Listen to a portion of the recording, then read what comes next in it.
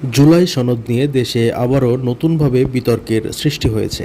অধিকাংশ রাজনৈতিক দল জুলাই সনদের পক্ষে থাকলেও বাংলাদেশের সবচেয়ে বড় রাজনৈতিক দল হিসেবে পরিচিত বিএনপি নাকি পুনরায় জুলাই সনদের বিরোধিতা শুরু করেছে এবং জুলাই সনদের পক্ষে হাঁ এবং না ভোটের মাধ্যমে বিশেষ করে না এর পক্ষে অবস্থান করছেন বর্তমান বিএনপি।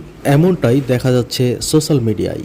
বাংলাদেশপন্থী মানুষ এবং বাংলাদেশের সকল মানুষ ধারণা করেছিল জুলাই সনদের বিপক্ষে শুধুমাত্র একটি রাজনৈতিক দলই থাকতে পারে, আর সেটা হচ্ছে বাংলাদেশ আওয়ামী লীগ। তবে বিএনপিও জুলাই সনদের বিরোধিতা করবে এটা কেউ কখনো কল্পনাও করতে পারেনি। কেনই বা বিএনপি জুলাই সনদের বিরোধিতা করছে এটাও অনেকের অজানা।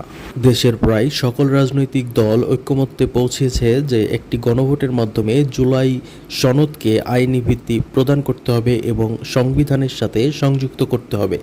যদিও বিএনপি সহ আরও বেশ কিছু বাম সংগঠন এই সিদ্ধান্তের বিপক্ষে অবস্থান নিয়েছে, তবে বাংলাদেশের মানুষ আশা করেন বর্তমান অন্তর্বর্তীকালীন সরকারের প্রধান উপদেষ্টা ডক্টর মোহাম্মদ ইউনূসের কাছে অতি দ্রুত একটি গণভোটের মাধ্যমে জুলাই সনদের বাস্তবায়ন করতে হবে এবং জাতীয় নির্বাচনের আগেই জুলাই সনদ অনুযায়ী জাতীয় সংসদ নির্বাচন অনুষ্ঠিত হবে।